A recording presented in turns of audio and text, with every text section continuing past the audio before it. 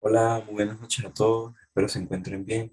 Mi nombre es Miguel Zambrano, soy fotógrafo documental y fotoperiodista del año 2017. Hoy, para esta ponencia, les voy a hablar sobre la fotografía médica. Compartir aquí pantalla. Ok, pero se vea la presentación.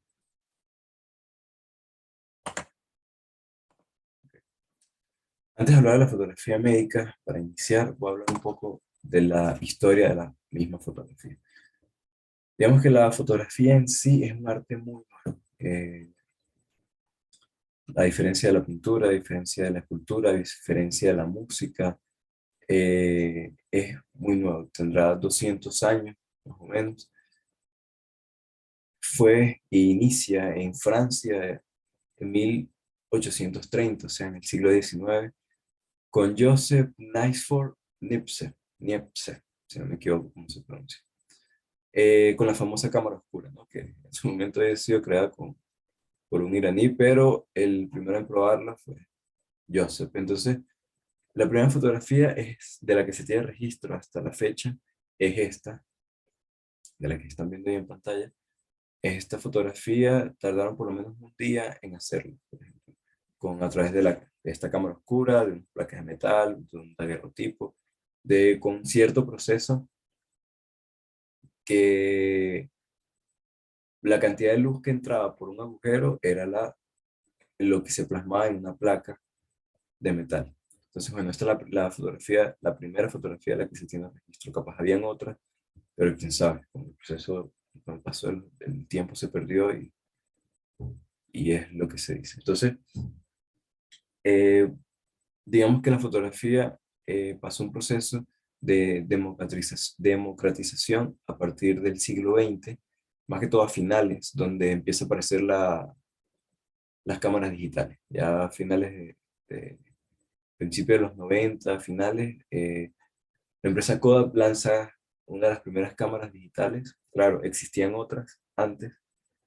pero Kodak es una de las empresas más famosas de fotografía, de fotografía analógica, de film, y se popularizó y se globaliza más el hecho de la fotografía, ¿no? Ya antes, obviamente, con la fotografía de rollo, mucha gente lo hacía, pero cuando llega la fotografía digital, el crecimiento y la expansión es increíble y eso pues lo podemos notar hoy en día, ¿no?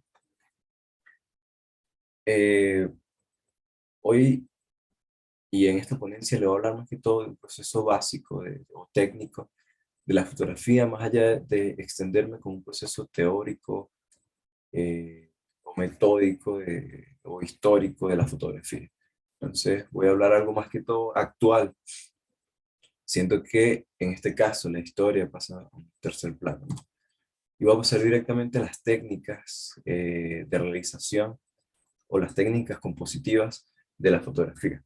Voy a hablar de la regla de los tercios, del diafragma, del ISO, de la velocidad de obturación, que son cosas que al tener una cámara la tenemos que tener en cuenta o a la hora de hacer una imagen. Entonces voy a empezar con la regla de los tercios, que en sí, la regla de los tercios, en términos de composición, como digo, estéticamente y para los humanos, estas son los encuadres que tienen una proporción áurea, ¿verdad? Tienen una proporción, no sé si han visto el círculo áureo, lástima que no lo puse aquí, lo siento. Pero la regla de los tercios básicamente es, tenemos estas líneas verticales y estas líneas horizontales, donde hay un cuadro en el medio, con cuatro esquinas obviamente. Si tú posicionas el objeto que vas a fotografiar, el momento, la situación, lo que sea que vayas a captar, el paisaje, eh, si la agregas dentro de estas líneas de composición, dentro de estos tercios, vas a tener una fotografía que tenga fuerza. O sea, los puntos más fuertes de la foto se encuentran en estas esquinas de este cuadro que está en el medio, ¿verdad? En este caso, por lo menos en la foto de este papá en la playa jugando con sus hijos, está en la esquina inferior derecha, y se muestra, por lo menos ahí está el punto, porque está el sol, están los niños jugando, está la acción del momento, pero tiene todo este espacio que no es perdido, sino que narra perfectamente o compositivamente la historia, ¿no? Igual que con el fondo. Entonces, en este caso, ya cuando hablamos de paisaje, tenemos estas dos líneas horizontales, ¿verdad? Lo mejor o lo que se recomienda técnicamente, como digo, todo esto es técnico o subjetivamente, las reglas también se pueden romper, pero esto es para que tenga como un valor estético dentro de que una fotografía esté bien compuesta y luzca bien. Entonces, tenemos estas dos líneas horizontales. La línea del horizonte es, o lo mejor es posicionarla dentro de estas dos líneas, ¿verdad? Tomando en cuenta las esquinas del primer cuadro, si posicionas en la línea superior o inferior, la línea del horizonte, o sea, lo que vemos al horizonte, es lo mejor. O sea, cuando me refiero a que es lo mejor, es que tienes dos opciones, o muestras más el cielo, como es en este caso, o muestras más la tierra, pero en este caso cortaría los árboles, que es el personaje principal en esta fotografía. Quizás aquí lo explico mejor. Aquí, eh, digamos que la imagen de los caballos, la imagen de abajo del lago, eh, en la imagen del lago, por ejemplo, tenemos dos objetos, igual que en la de los caballos, que están posicionados en las esquinas del cuadro central, ¿verdad? Y son fotografías que compositivamente y técnicamente están bien. O sea, y igual tenemos la línea del horizonte en la línea inferior del cuadro. Todo esto empieza en realidad a salir más que todo como con práctica, ¿no? Eh, a veces a la hora de hacer una foto es difícil tenerlo tan presente o hacerlo tan seguido. Todo yo creo que sale en cuestión de práctica y de lo que quiera capturar cada quien. Como digo, las líneas o las reglas las pueden romper, no es necesario que lo sigan tal cual, pero para un valor compositivo de una buena fotografía se toma en cuenta esta regla, ¿verdad? Es la regla de los tercios, posicionando en los puntos más fuertes de las imágenes que son las esquinas del cuadro superior, como es el caso de, por lo menos, de los caballos, que está posicionado en la esquina inferior y está el otro caballo al fondo, creando incluso una línea vertical de la conexión entre ellos dos. Igual sucede entre el sol y la, y la canoa que está ahí, la persona canoa. Ok, voy a los planos corporales. Los planos corporales en cine, por ejemplo, o a la hora de hacer un retrato, ayuda mucho, ¿verdad? Muchas veces vemos cómo en una fotografía se le cortan los pies, se le corta la cabeza a alguien, dejan de fuera elementos, le cortan, o sea, la mitad de un hombro. eh, para un retrato, ¿verdad? A la hora de hacer una fotografía, y creo que se puede aplicar básicamente a cualquier cosa que vayamos a hacer, a fotografía gastronómica, a fotografía de paisaje, a fotografía documental, a fotografía publicitaria, fotografía de objetos. Creo que cualquier tipo de fotografía puede ser aplicable la escala de los planos. Entonces, esto, como repito, es para, más que todo, técnicamente, una fotografía esté bien compuesta. Y tenemos el plano entero.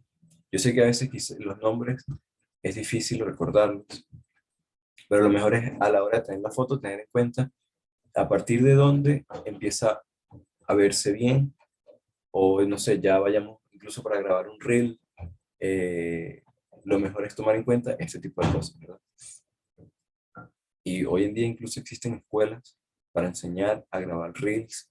Y bueno, de eso se encarga, y yo creo que la gente que sí, community manager, ese tipo de cosas que tienen muy presente. Y hoy en día la mayoría de fotos que se hacen, o hay una gran cantidad de fotos que se hacen de forma vertical por los celulares.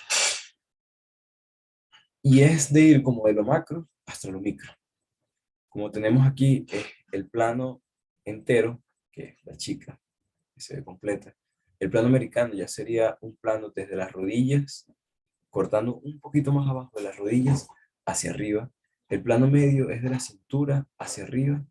El plano medio corto es desde el busto, digamos, más o menos, un poco más abajo del busto hacia hasta la cabeza, siempre dejando un espacio, no mucho, así como quizás está aquí en la cámara.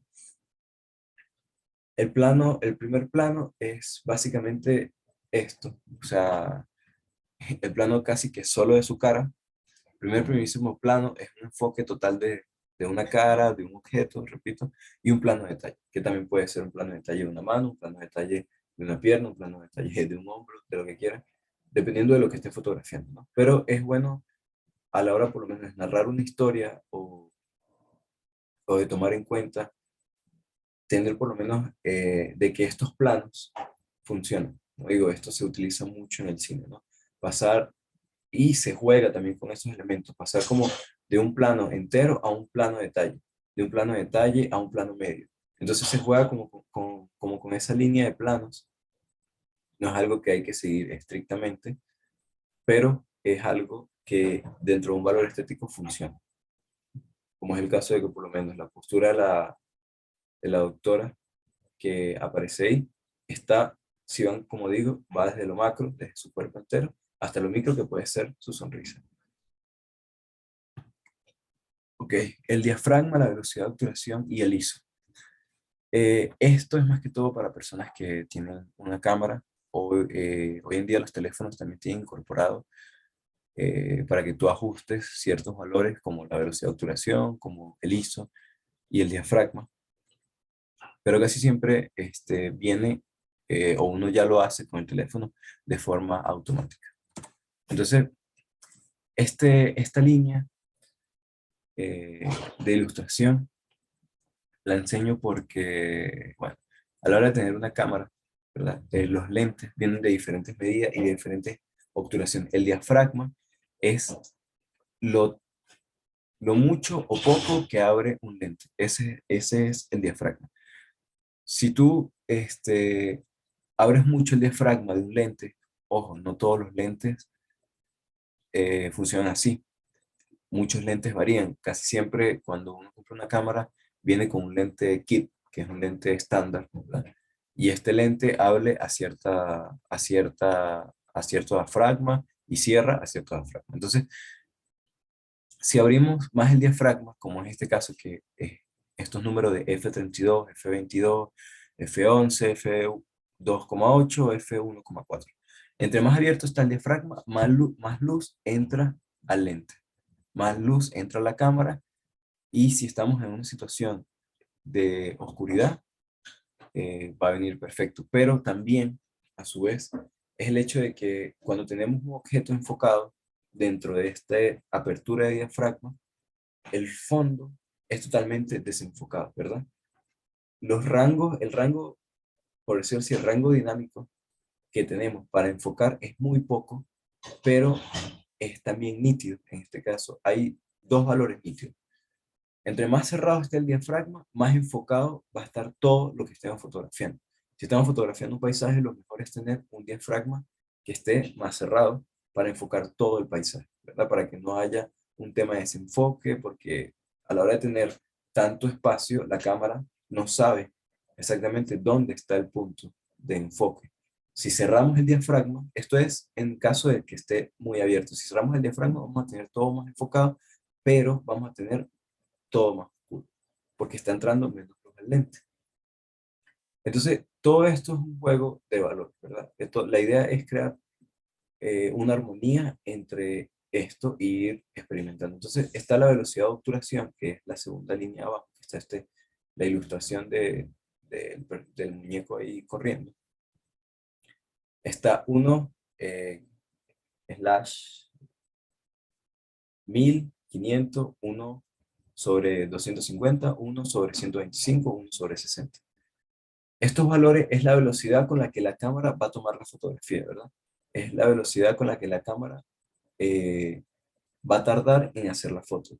1 es un segundo y 1 eh, sobre 250 es la velocidad que entra la luz en la cámara, ¿verdad?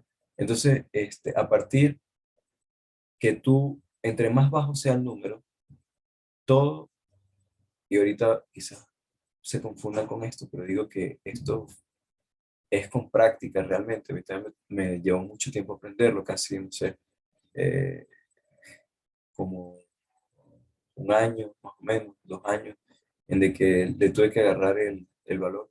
Porque estos valores cuando tú lo aplicas de manera automática, perdón, de manera manual en una cámara. Muchos teléfonos lo traen y lo pueden utilizar, porque incluso en los teléfonos que lo traen incorporado, la calidad de imagen es mucho mejor. Pero obviamente hoy en día creo que si hacen una buena foto o una buena foto, a nadie realmente le va a interesar mucho con qué modo de la cámara lo hiciste, si lo hiciste en automático, si lo hiciste en modo semiautomático, si lo hiciste en modo manual, si lo hiciste en modo semimanual. Creo que esos valores pasan ya a un tercer plano, pero es importante tenerlos en cuenta porque con esto ajustamos y sabemos cómo queremos que salga la foto y qué valor le queremos dar, o sea, valor expositivo de si queremos que salga muy oscura, si queremos que el fondo de atrás esté desenfocado, si queremos que la persona esté un poco movida por un valor quizás más artístico, si queremos que todo esté perfectamente enfocado, así. El ISO, ¿verdad? El ISO funciona en situaciones muy oscuras. Cuando tenemos, no sé, eso también tiene que ver con la luz que haya en el ambiente, eh, pero obviamente entre menos luz hay en el ambiente, más tenemos que aumentar el ISO. Pero el ISO tiene un error en sí, y eso viene en todos los dispositivos, en su mayoría, quizás en equipos de alta gama de cine, no tienen tanto ese problema, pero en las cámaras normales o accesibles o comunes, incluso en los teléfonos, es que tiene un factor de ruido. No sé si has visto que hay imágenes que se ven muy granuladas cuando es muy oscuro, es porque el ISO está muy subexpuesto, o sea, el ISO está muy forzado y tiene que agarrar lo poco que hay de luz para la cámara y todos esos fragmenticos de luz se empiezan a ver. Entonces, todo esto es un juego, como digo, todo esto es experimentación. Digamos que si yo voy a hacer un retrato, ¿verdad? Arriba la primera ilustración, aquí no quiero extenderme mucho con esto tampoco, eh, un retrato y la mayoría queremos que el fondo salga desenfocado, dependiendo de lo que queramos fotografiar, ¿no? Pero queremos que el fondo salga desenfocado, entonces tenemos una cámara que con un lente de 50 milímetros, de 24 milímetros o de 35 milímetros, eh, y queremos agarrar una imagen, como digo, que con el fondo desenfocado, entonces podemos abrir el lente a dos, a F2, el diafragma, lo abrimos, ¿verdad? Como este diafragma, que puede servir como ejemplo. Una imagen, está haciendo mucho sol, la luz está muy fuerte, se me quema la foto. Ok, entonces voy a hacer 1/1000 o 1/4000. Hay cámaras que llegan 1/8000, que ya son ocasiones de luz muy, muy extremas y muy fuertes por X razón. Y el ISO ya es en situación de que, bueno, estoy en un sitio muy oscuro, puedo bajar la velocidad de obturación y el ISO lo puedo utilizar para que la imagen se logre ver en realidad. No para que salga nítida, nítida, pero de que se vea lo que estoy fotografiando. Entonces, quizás es un poco confuso y en realidad hay que ponerlo en práctica para, para agarrarle el pique, para experimentarlo. Pero bueno, espero haberme podido explicar bien con esto. Voy a pasar al siguiente. El equipo fotográfico. El equipo fotográfico, hoy en día, eh, creo que cualquier objeto que crea una imagen puede funcionar. Claro, ya cuando hablamos de fotografía médica, que en este caso, la idea es que la imagen sea lo más nítida y que tenga la mejor resolución, la mejor textura posible para, bueno, definir, no sé yo, pero creo que se escucha una licuadora en el fondo. Perdón. Pero bueno, como digo, para este caso de la fotografía médica, el equipo fotográfico en sí que necesitamos para lograr documentar el caso es por lo menos este flash. Claro, el flash de la cámara o quizás el flash de los teléfonos también sirve perfectamente, ¿no? Pero este es el equipo para hacer una buena fotografía médica que queramos fotografiar por lo menos un diagnóstico, ¿verdad? Yo digo que la cámara, la flecha no hace el indio, pero eh, todos queremos que salga una buena imagen y hoy en día, pues más, queremos que salga la imagen con la mejor definición, con la mejor resolución, y eso es lógico. Pero hoy en día también, por lo menos, se hace fotografía de rollo. Yo hago fotografía con rollo todavía, en algunos casos, pero ya es para un valor más de experimentación, por un valor más artístico dentro del documental. Pero para la fotografía médica sí creo que se necesita un buen equipo, por lo menos para la fotografía odontológica, un flash o este aro que viene, que se incorpora en la cámara, que no es muy invasivo, porque por lo menos el flash, cuando tú le tomas una foto flash, no sea un paciente, o a un paciente que digamos que está en odontología, por ejemplo, el flash llega a ser molesto, ¿sabes? Ese flashazo que te lanza cuando tú no estás preparado o algo, ¿sabes? Estás concentrado en que te están revisando y la cosa creo que es un poco molesto. Entonces, este objeto, este flash que aparece ahí, es una luz permanente como el aro de luz que se usa hoy en día para grabar también. eh, y le da la luz correcta o la medida correcta de luz a lo que estamos fotografiando, ¿verdad? Esto obviamente funciona para las cámaras fotográficas, pero creo que cualquier dispositivo y cualquier teléfono hoy en día es decente para hacer una buena fotografía, una buena documentación de, de la fotografía médica. Ok.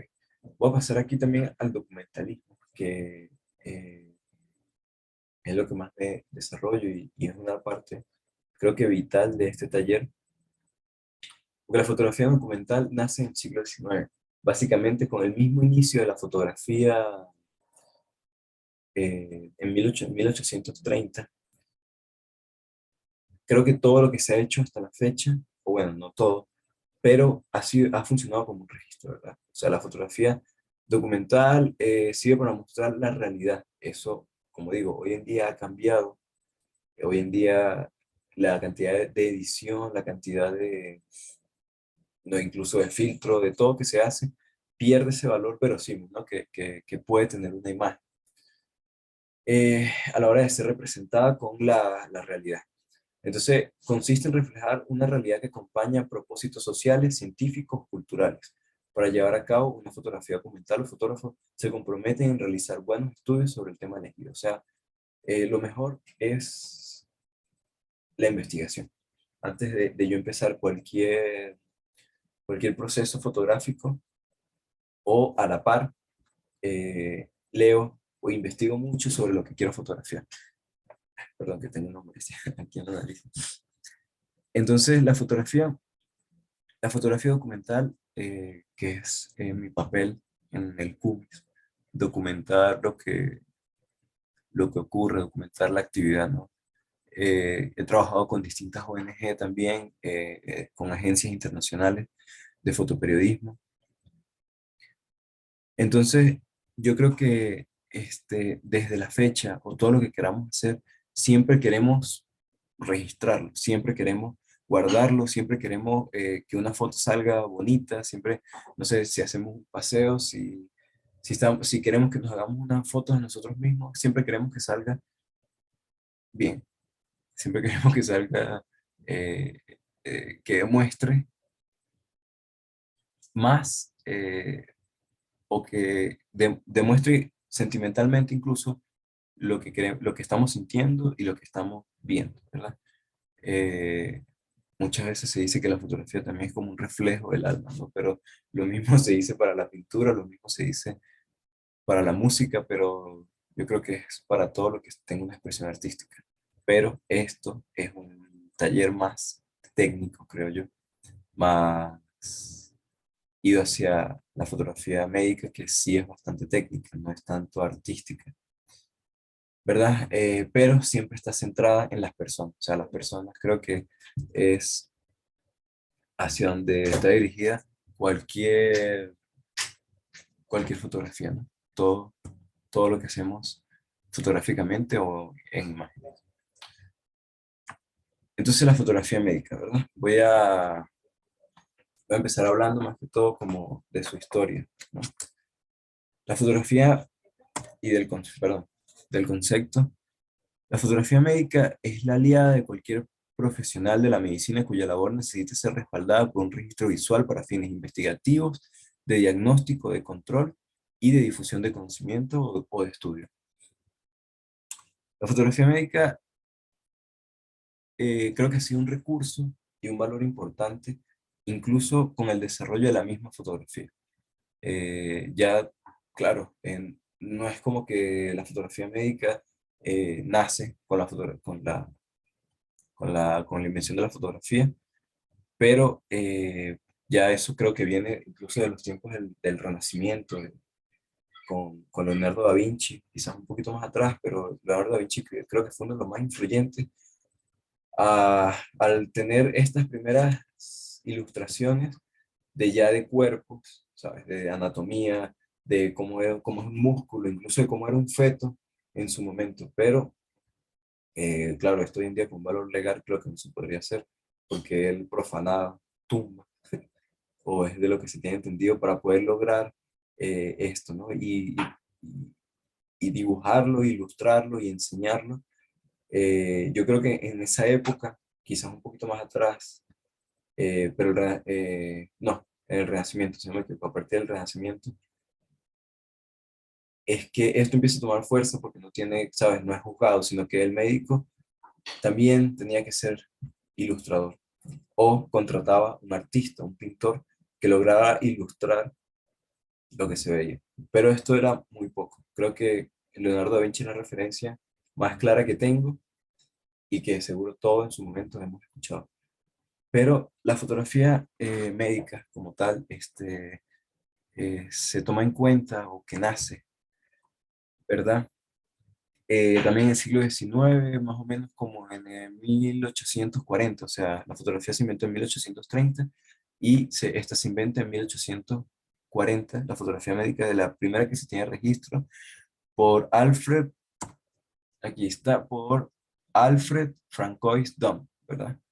Que creó como una especie de atlas micrográfico con, con diferentes componentes de materia, perdón, no sé cómo llamarlo esto, pero bueno, es el primero que se tiene registro, que empieza a hacer uso eh, de la fotografía médica, o hoy en día, como se llama, más como fotografía clínica, ¿no? Con estos procedimientos, y también es de las primeras imágenes, o del primero que capturó imágenes de la leucemia. Eso es súper importantísimo. Algo que tiene la fotografía médica, voy a ir aquí un paso más atrás, es a la hora de realizarla, la metodología, es el hecho de pedirle permiso al paciente. Yo creo que ese valor, incluso yo cometí también esos errores al inicio. eh, yo tuve que hacer unas fotografías del hospital, como en el 2019, 2018. Y tenía muchas fotos sin consentimiento, tenía el permiso de estar ahí, pero no, era un poco más tímido a la hora de pedirle permiso a la gente con la que iba a fotografiar.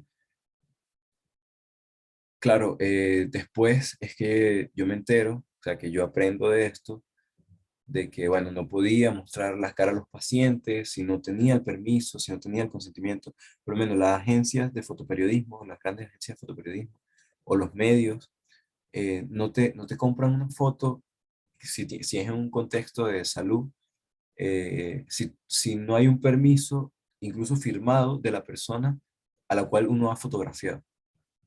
No la usan, no la compran, nada. porque es muy delicado, ¿sabes? O sea, la persona está ahí vulnerable, la persona está ahí, nadie quiere ser fotografiado cuando está enfermo, pero yo creo que si se le anticipa a la persona, dependiendo, ¿no? De lo que vayamos a hacer, porque si es una persona que digamos que se necesita compartir la imagen entre médicos, entre enfermeros, eh, para el diagnóstico, para la revisión, para lo que se vaya a hacer, yo creo que en ese caso, pues obviamente sí, pero siempre tomando en cuenta de que esta persona está en un estado vulnerable. Al final, ya si vamos a utilizar la imagen como para términos de investigación, para términos de una tesis, para términos de publicación en redes sociales, es bueno que la persona tenga conocimiento de para qué está siendo usada su imagen. Yo creo que a todos, a la hora de que nos han tomado una foto, o a alguno que haya pasado que le ha tomado una foto desprevenidamente a alguien en calle, o un fotógrafo, quien sea, queremos saber para qué va a ser usada esa imagen. Igual con el paciente, creo que hay que tener mucha moral, mucha ética y mucho respeto con respecto a eso. Entonces, la fotografía médica y los tipos de fotografía médica, eh, el sinónimo de imágenes clínicas es más que todo como esto de imágenes biológicas, imágenes radiología, endoscopia, termografía, microscopia, objetos y publicitaria. Todos estos entran dentro de esa categoría de fotografía médica. Yo creo que la más común, eh, que es considerada realmente fotografía médica, fuera de la documentación, es la microscopia, ¿verdad? También las fotos quirúrgicas. Yo creo que todo esto, o más que todo, se centra en el hecho de que ayuda a respaldar lo que estamos haciendo, ¿verdad? Ayuda a respaldar la información, ayuda a respaldar el paciente que se está tratando, el paciente que tiene, no sé, alguna patología, ¿verdad? Algo importante de lo cual he notado que es importante saber a la hora de hacer fotografías, no sé, en un quirófano, por ejemplo, tener conocimientos de medicina. Obviamente, ustedes van a tener más conocimiento que yo sobre eso y yo creo que eso es perfecto, ¿no? Pero al final yo creo que a todos los que son profesionales de la salud quieren también tener una imagen de ellos mismos en el campo de trabajo, ¿no? Entonces, este respaldo estéticamente a la hora de presentar una tesis, a la hora, yo creo que puede funcionar bastante bien. A la hora de tomar en cuenta quizás todos estos factores, todos estos valores de los que hablé anteriormente, eh, para que una imagen esté bien vista o dentro de los valores de lo estético, como repito, o de lo que deseen hacer en realidad, sea fotografía médica o no, creo que les va a funcionar para todos, ¿verdad? Entonces, perdón. Cuando hablo de objetos y publicitarias, es fotografía como este tipo. Esto es fotografía publicitaria, ¿verdad? Como digo, esta imagen de los médicos y como ven, el paciente que aparece en estas imágenes o no se ve o está desenfocado. Entonces, el punto central de la imagen no es tanto el rostro del paciente, sino lo que se está tratando con el paciente. En términos de investigación, la fotografía médica es lo que más ayuda, lo que más apoya a lo teórico es la fotografía médica. Yo creo que esto puede aplicar en cualquier campo de la medicina. Entonces, ya yo creo que para finalizar, y esto es con el término de la documentación y para mostrar algunos referentes, Paolo Miranda es un enfermero italiano que durante la pandemia, ojo, él no es fotógrafo profesional ni nada, sino que es un hobby. Él es el que está en la primera imagen de la primera línea. Y quizás algunos de aquí, durante la pandemia, los primeros meses, vieron la imagen, la tercera imagen de la primera línea, una imagen que para la pandemia fue muy, o para el breaking news de los medios internacionales, de los noticieros, de la representación gráfica de cualquier momento, fue una de las más impactantes, ¿no? Pablo Miranda es un enfermero italiano que fue uno de los primeros en enseñar la situación de cómo era la vida dentro de un hospital con COVID. Después, este, este, este enfermero ganó grandes premios de la fotografía documental, del fotoperiodismo.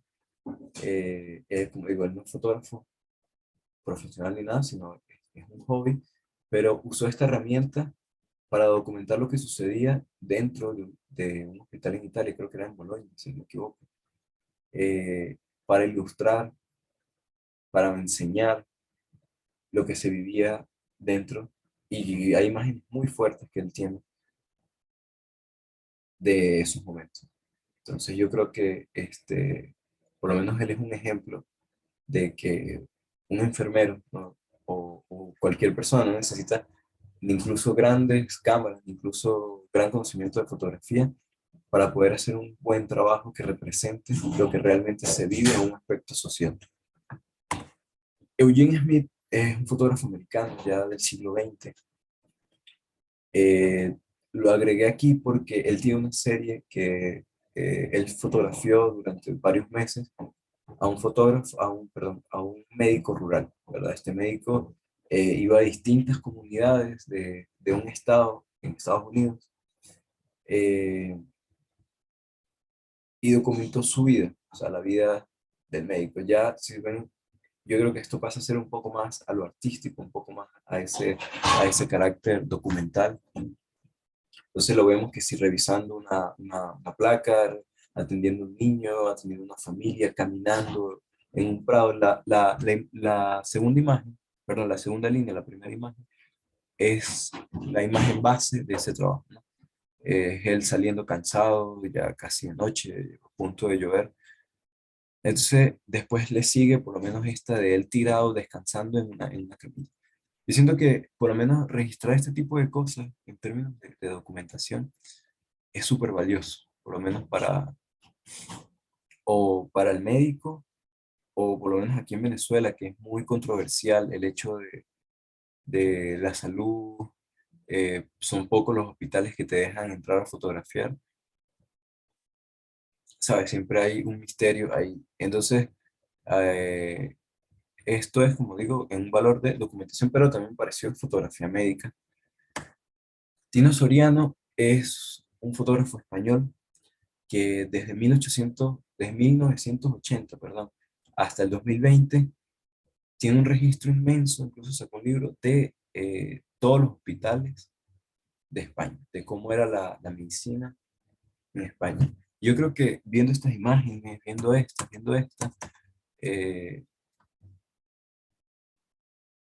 hay un valor aquí de emoción. Incluso si se dan cuenta compositivamente, no es tanto. También si rompemos esas reglas, podemos ver un poquito más allá, pero obviamente hay un conocimiento de esto, pero esta, esto tiene un valor más emocional, creo yo. Por lo menos en las fotos de Pablo Miranda, el valor aquí es más emocional, por lo menos en las dos fotos de la segunda línea, donde se están abrazando, donde se están como dando apoyo. Creo que es ahí donde la medicina tiene también ese valor humano, y, y registrarlo, como es el caso por lo menos de Eugene Smith, que hizo un trabajo más que todo humano, ¿no? Las medicinas, y de lo que se ha documentado de ella, en un valor, digamos que dentro del mundo del arte, del nicho de la fotografía, está más cargado con el hecho de lo emocional, del aspecto social, ¿no? Incluso de una denuncia. Pero aquí, como digo, en este taller, más que todo hablo como de lo técnico de la fotografía para poder hacer una buena fotografía médica. Esto es Médicos Sin Fronteras, que ya es una ONG. Ellos, el respaldo, su gran respaldo es la fotografía en sí, la fotografía documental. Médicos Sin Fronteras, bueno, yo creo que muchos de aquí lo conocen, eh, y hace gran vida más que todo en África, donde abundan las enfermedades también. Pero su apoyo es más importante, fotográfico, más allá de los médicos, porque es un registro diario y también es una labor durísima para un fotógrafo registrar todo esto, pero también tiene su importancia para la historia tanto de África como para la importancia de la historia incluso de la mismísima ONG y como para el fotógrafo, como para los médicos que atienden. Entonces yo creo que grandes fotógrafos de la historia han participado en Médicos Sin Fronteras. Entonces, volviendo como a un poco hacia atrás y recordando ya para terminar, creo que espero no haberme extendido mucho. eh, la fotografía médica sirve como ese respaldo para las investigaciones, para los diagnósticos, para los monitoreos, para la educación. Todos necesitamos muchas veces visualmente y más hoy en día ver, ¿sabes? Como el típico ver para creer. Creo que hoy en día eso se ha aplicado más. Pero es bueno tener conocimientos básicos de fotografía. Esto puede ayudar no solo para fotografía médica, sino para otras áreas de las que quieran hacer fotos. Entonces, recuerden las reglas de los tercios, los puntos más fuertes de las imágenes están en esas esquinas de ese primer cuadro. Eso empieza con el tiempo a salir subconscientemente. Pero yo creo que lo que más valor tiene es la línea horizontal del paisaje, los planos para que se vea estéticamente bien una persona, para que nosotros, quien sea, estén dentro de esos valores. Bueno, yo creo que no tengo por ahora más nada que aportar, espero les haya ayudado. Este, siento que fue también muy rápido, muy breve, espero les haya gustado también. Y nada, estoy a la orden para, para cualquier cosa, para cualquier duda, cualquier pregunta, incluso cualquier trabajo, cualquier cosita, estoy a la orden. Entonces, muchísimas gracias a todos, gracias eh, por darme este espacio, gracias por la invitación también, y bueno, espero verlos a todos aquí pronto.